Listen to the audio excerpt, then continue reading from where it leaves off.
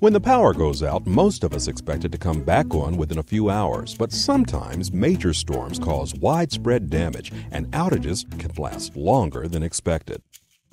The good news is that your electric co-op's line crews work long, hard hours to restore service safely to the greatest number of members.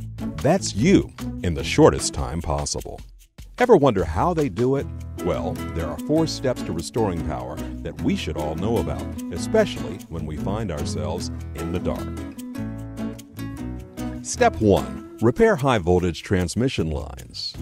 Transmission towers and lines supply power to thousands of members. They rarely fall, but when they do, they must be repaired first before other parts of the system can operate. Step 2. Inspect distribution substation.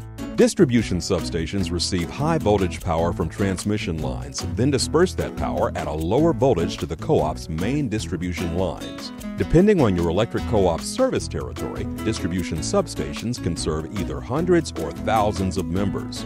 When a major power outage occurs, the co-op's line crews inspect the substation to determine if the problem stems from the transmission lines feeding into the substation itself, or if the problem is further down the line.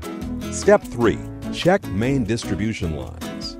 If the problem cannot be isolated at a distribution substation, the main distribution lines are checked first. These lines carry power to large groups of members in your electric co-op's service territory.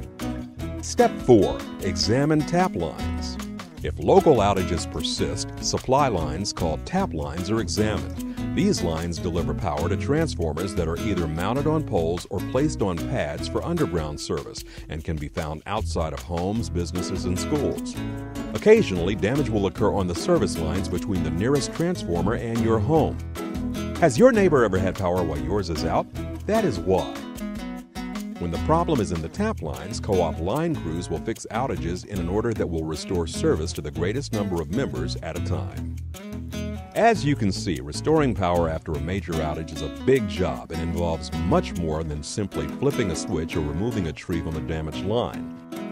When co-ops work to restore power, they often have the capability to work on multiple parts of the system simultaneously.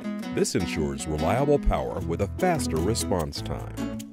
In the event of an outage, your local line crews will restore power safely to the greatest number of members in the shortest time possible, and we'll keep working until the lights are back on. As always, we appreciate your patience and your business.